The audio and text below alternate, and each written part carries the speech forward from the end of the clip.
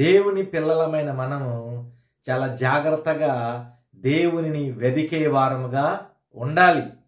కానీ మనం దేవుని పిల్లలను చెప్పుకుంటాం, కానీ మనం దేవునిని వెతకకుండా మనకి ఇష్టమైన వాటిని మనం వెతుక్కుంటూ మన సమయాన్ని వృధా చేసే వారముగా ఉంటాం. అది ఏమాత్రం కూడా మంచిది కాదు.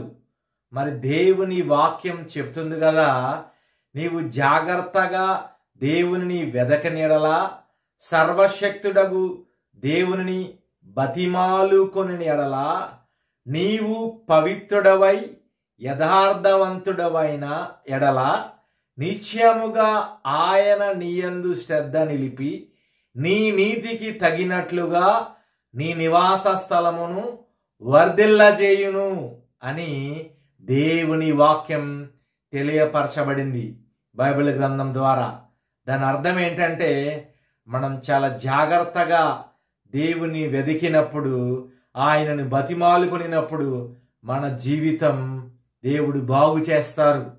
నువ్వు యథార్థంగా జీవించినప్పుడు, నువ్వు సత్యవంతుడిగా జీవించినప్పుడు నిశ్చయముగా దేవుడు మన యందు శ్రద్ధ చూపించి, ఇదిగో ఈ కుమారుడు ఈ కుమార్తె నా యందు చాలా శ్రద్ధ కలిగి బ్రతుకుతున్నారు, చాలా యథార్థముగా ఉంటున్నారు, నీతి న్యాయాలు అనుసరించి జీవిస్తున్నారు, ఎక్కడ ఉన్నా కూడా నేను చూస్తున్నానని భయం కలిగి జీవిస్తున్నారు, న్యాయవంతులుగా ఉంటున్నారు, సత్యాన్ని అనుసరిస్తున్నారు, కాబట్టి ఖచ్చితంగా నేను వీరిని ఆశీర్వదించాలి అని దేవుడు అనుకుంటారు.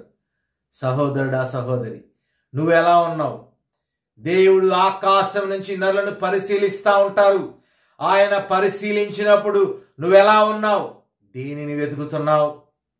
నీతిని వెతుకుతున్నావా? న్యాయముగా జీవిస్తున్నావా? తండ్రి అయిన దేవుణ్ణి వెతికే వారిగా మనం ఉంటున్నామా? ఎలా ఉంటున్నాం? జాగ్రత్త. నీవు నీ ఇష్టానుసారంగా నీకు నచ్చిన వాటిని వెతుక్కుంటా వెళ్ళిపోతే దేవుని దీవెనలు ఎలా పొందుకుంటావు? నువ్వు అందరూ చేస్తున్నారు కదా, నువ్వు చేస్తే అది కరెక్ట్ ఎలా అవుతుంది? దేవుడు నీతో మాట్లాడుతున్నారు, జాగ్రత్త.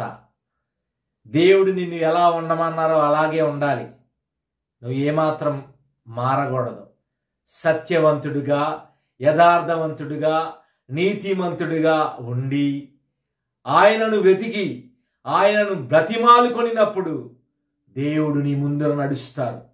దేవుడు నీ కోరిక నెరవేరుస్తారు. దేవుడు నీతో పాటు ఉంటారు. నీ శత్రువుల్ని మిత్రులుగా మారుస్తారు. నీతో వ్యాజ్యం ఆడేవాళ్ళు సరైపోతారు. సరే అవ్వకపోతే వారిని దేవుడు తీసేస్తారంతే. దేవునికి స్తోత్రం. దేవుని నామానికి మహిమ కలుగునుగాక.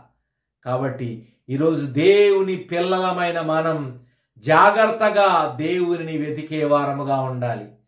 యథార్థ హృదయం కలిగి ఆయనను బతిమాలుకునే వారముగా ఉన్నప్పుడు దేవుడు మన జీవితంలో గొప్ప కార్యాలు చేస్తారు.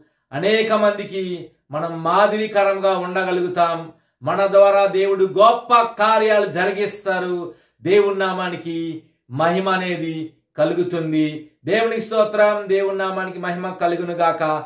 దేవుడు మనందరిని దీవించి ఆశీర్వదించునుగాక. ఆమెన్.